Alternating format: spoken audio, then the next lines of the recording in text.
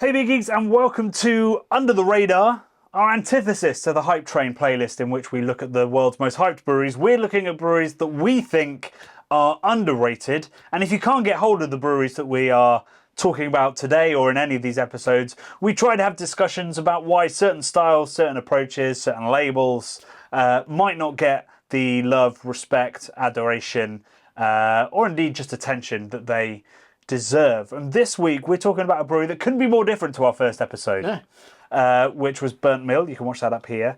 This time we're talking about, I guess, two styles of beer. One is Wild Ale, which is in kind of decline, I guess, to some extent. And one is fruited quick sours, which is in the ascendancy. But Pastore, who we're talking about today, do both in a remarkable and unique way that makes them, I think, one of the most exciting breweries in the country.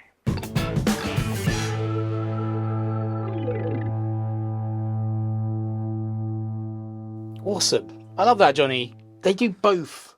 They're like the old school farmhouse style and the quick sours. Yeah, although, so it's interesting. It's a farmhouse style kind of approach. Yeah. But I mean, just from the look, you can see this is a more modern take on that particular world. It looks like a natty wine. It does look like a natty wine, and I think that's very much what they're trying to create here. But we're going to come to this one last. Yeah. We're going to dig into this style. So this is a fruited sour. You could argue, potentially, kind of pastry style almost. Like pastry style sours are supposed to be big, thick, unctuous, very tart, but also very sweet, and just an all-out assault on your senses.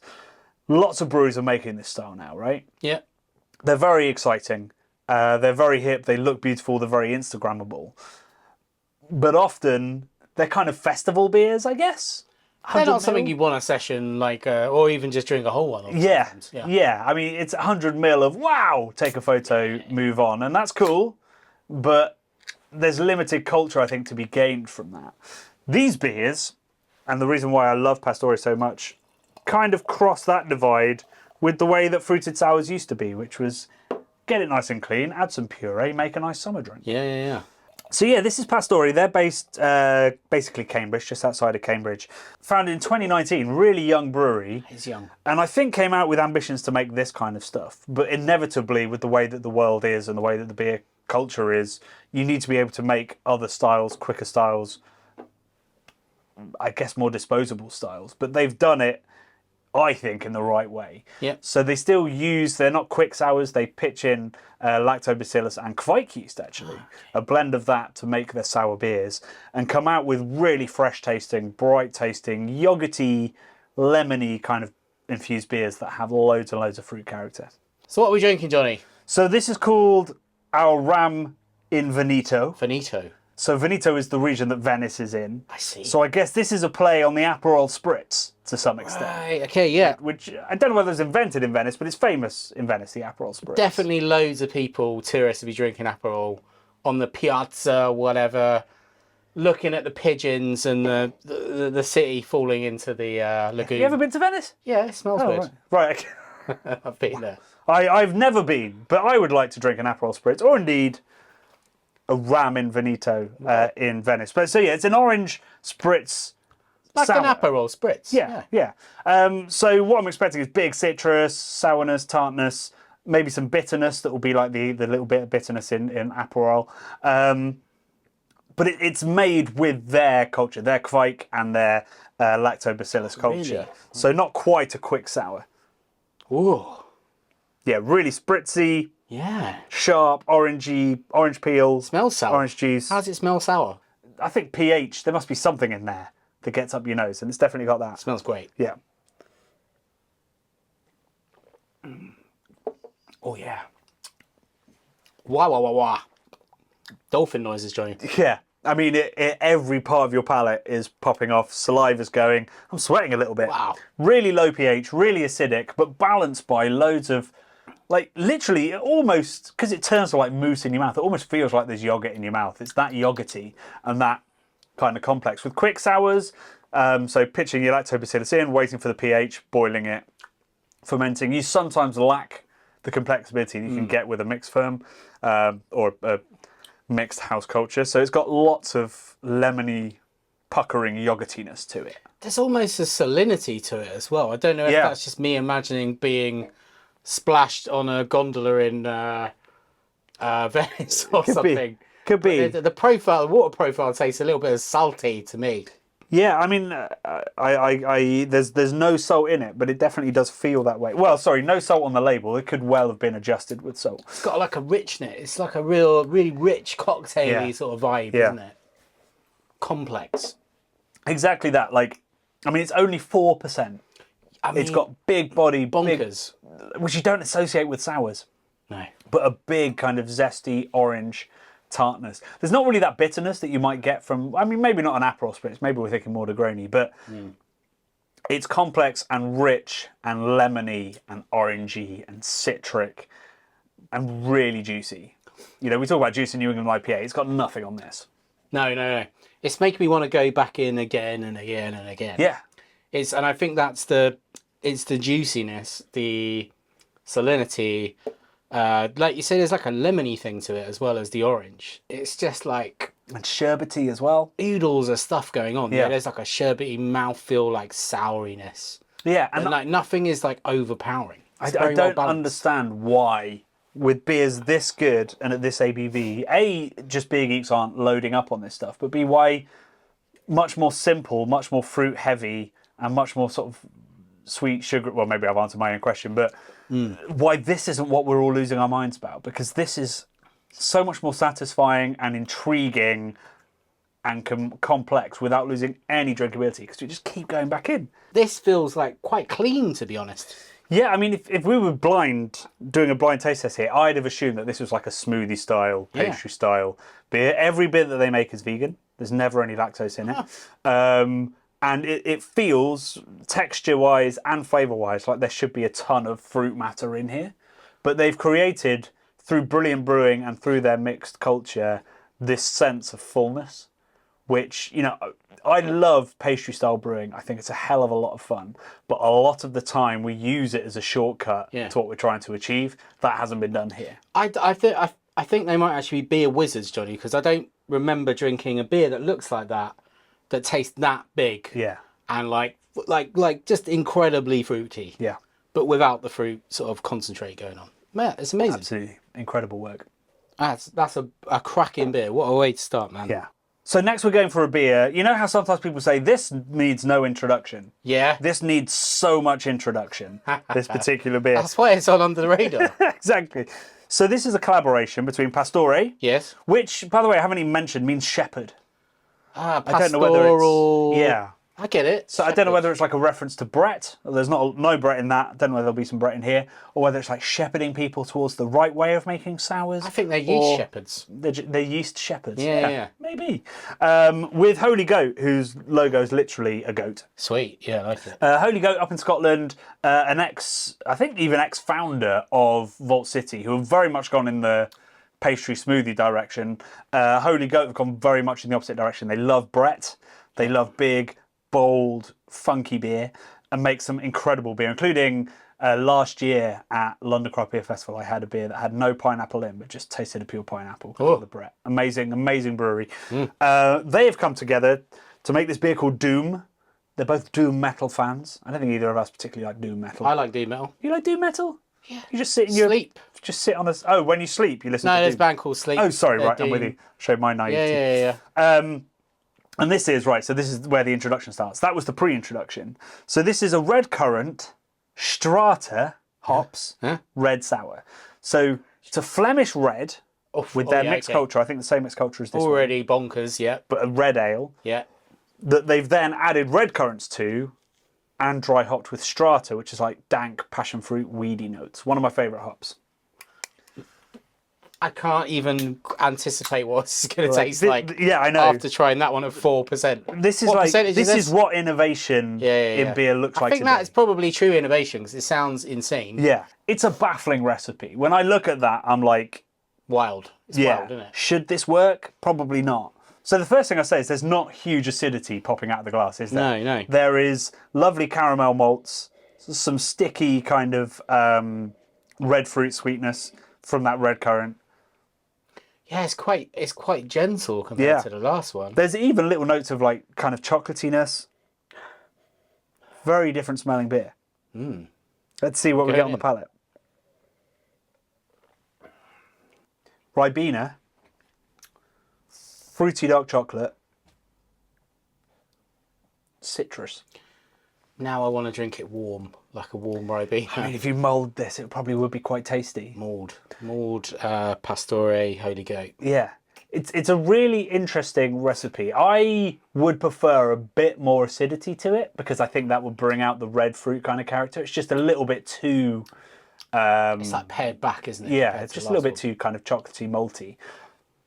But in terms of the combination of those flavours, red currant and passion fruit, it works really, really nicely. It does. And it creates, again, a really balanced and full beer. And it feels and tastes unlike, again, anything else we've tasted in that sour kind of category. It's just 20% short pH-wise. It's a really interesting choice. All those flavours work really well together. But like you say, I think it'd be dialed up a little bit with the sort of sourness. Yeah, it's interesting. I think they've slightly undershot the adventurousness of a dry hopped Flemish red with red currant. They probably sat there and went, are we crazy? This is crazy, right? We're crazy. We should rein it in. Let's take it back a little bit. Still great though. I think if we hadn't drunk that directly after we drank well, that's the other thing. Is pH relative? Yeah, I think so. But I mean, I absolutely think that one of the most unusual recipes I've ever heard of, and they've come within a whisker of absolutely pulling it off. Dude, that with a cheese board. Oh yeah. Yeah. That was some soft cheese, soft that's funky some real cheese. nice. That's a nice evening right there. Yeah. I think this is the thing, right? Both of these beers so far, I'm picturing scenarios where I'm going to drink them, and like that is quite special in beers when you start thinking, on the like how am I going to work this into my life? I mean, that. So when I talk to people outside of the beer industry, still in the drinks industry, particularly wine, cider, spirits makers, a question I get quite a bit is, what do you think of beer hybrids? Yes. And this is not really a thing that we talk about in beer, but it must be something that other people are looking at. I guess because everybody's looking to expand their market, so they're like, well, craft beer was cool. How do we sort of get in on that? I've been invited to speak at a couple of wine conferences about that very topic, like how does wine learn from craft beer? They never pay, so I never go. But that is a big topic, right? Wine beer hybrids. This is, I think it's a wine beer hybrid. This is what they're talking about. But I just call this a beer with grapes in it. Which is, I think, how a brewer would really see this. But they call it a wine beer hybrid on here. I'm going to read this label because I don't think I could do justice to what we're about to drink, in my words. So this is called Amelia. Amelia is an experimental red beer wine hybrid. A blend of barrel-aged golden ales on second-use Pinot Noir skins from Rosso, along with raspberries and strawberries to give deep, rich fruit expression. Wow. Bursting with rich red fruits, designed to drink in the sun, with inspiration from the beautiful Lambrusco of our home region. Wine hybrid. Wine hybrid. Wine beer hybrid. A hybrid. So what we've got here, is an explosive beer. Is essentially a blush natty wine, or beer with strawberries, raspberries, and second-use Pinot Noir. So they've been squished. So they've had juice has been taken for wine. They've made the wine grapes with the. They've made wine with the grape. Yeah. Wine grapes. Yeah. They're just known as grapes, I think, in the wine industry. And then they've been taken by Pastore. Yep. I could smell that as you just handed it to me. It's pretty pungent. I mean, that smells. Firstly, lambic, Brett. Yeah. Brett all over this. So this is also fermented. It's not like fermented by the yeast on the skins or anything. So it's not like a natural wine fermentation. It has. They've pitched in their natural spontaneous culture. So they Pastore cultivated a spontaneous culture from their garden, and that's what they used in this beer. So ton of Brett. Big, bold, farmyardy Brett, and underneath that, weirdly, if you'd asked me what fruit that was, I'd have said cherry. I think because Brett plus raspberries can be quite... Were there no cherries at the beginning of that description? No cherries. I would have said cherries too. But big, fleshy red fruit. Not Yeah. like red currant, big, fleshy fruits. Yeah. And Brettanomyces. Blimey. All of it.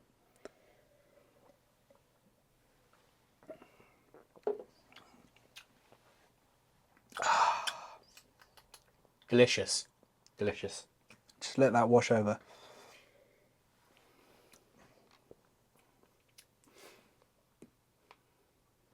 One of my beers of the year.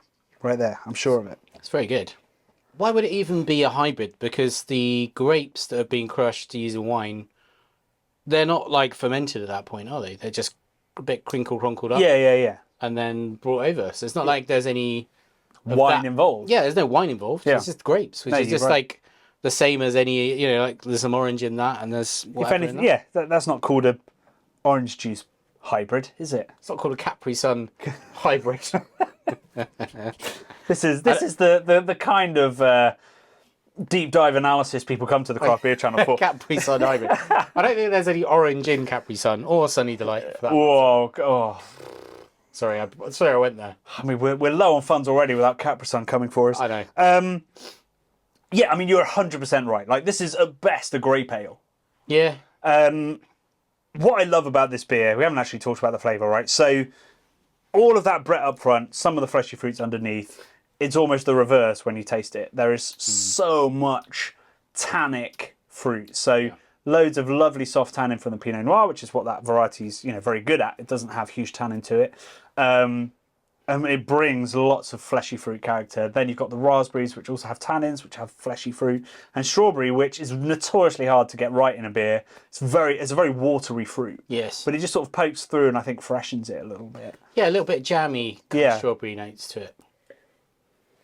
So you get tannins, you get like that bite from the carbon dioxide because it's re-fermented in bottle. You get jammy, fresh fruits. You get that more refreshing grape juice, appetizer kind of vibe to it. It's interesting. There's not like I don't get loads of funk on the taste. No. On the nose, there's like loads, but on the tasting it, there's not loads of crazy funk going on. No, I think that Brett is really dominated by the fruit that's in there and the character they've got out of that fruit. I think it's one of the reasons why wine is so popular, why grapes are used for wine, because it leaves, even after fermentation, so much character of that fruit left, which is the opposite of, say, strawberry. And so we're getting loads of that fleshy character from those grapes. It's a great thing to use, particularly when, malt already has a lot of flavour to it as well. Brett already has a lot of flavour to it as well. So it's just beautifully balanced and just... this kind of beer makes me understand why people try to put it in its own box. They try to go, oh, it's a beer-wine hybrid, because that doesn't... If you gave that to me blind, I wouldn't know what you'd given me. Do you think there's... I'd assume it was a cherry wine? I've never had a cherry wine. I don't know. I wouldn't know. Do you think in that case, then, that there is something magical about grapes over other fruits? That impart something magical, right? Like there has to be. Like you're saying, they take, even when it's gone out of it, it's given so much to it. Yeah.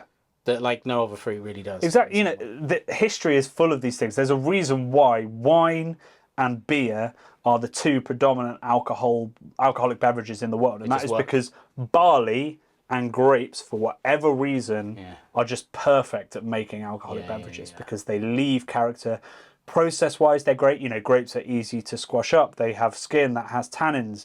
They have the right amount of sugar, the right flavour compounds and everything to make something good alcoholic. Barley, by the same token, has a husk, which is great for filtering in the mash. It has the right balance of enzymes to get a really efficient amount of sugar out compared to other ones. It doesn't take forever to break down like other grains might.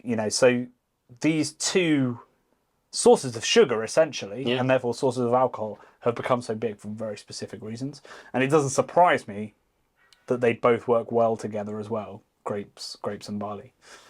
But fuck me if that isn't an incredible beer.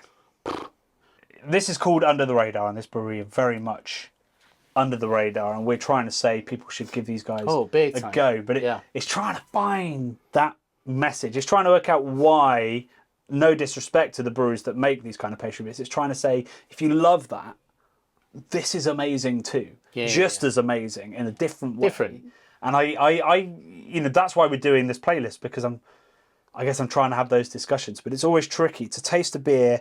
I mean, this is world class, but it is, you sniff that, lots of people will be put off because of the Brett. Yeah, I get that. Yeah, it's got a farmyardy vibes. This beer, there is nothing off-putting. Once you get past that idea that beer can be sour, there is nothing that should stop anybody that's loved anything with a low pH in beer from thinking that is incredible. If someone served me that as a cocktail, I'd be like, yeah, that's a cocktail. Yeah, I'd be like, you're a world-class mixologist. That tastes great. Yeah. But got any beer in that? Is that like a beery cocktail? I think that's an incredibly exciting lineup there. Exciting and diverse and creative, and 3 different processes, 3 different historic styles, a connection to the way that beer historically was made. Yes, there's all of that too. If you haven't tried Pastore, they have a web shop. Please do go support them. Excitingly, we are going to be brewing with Pastore in a couple of weeks.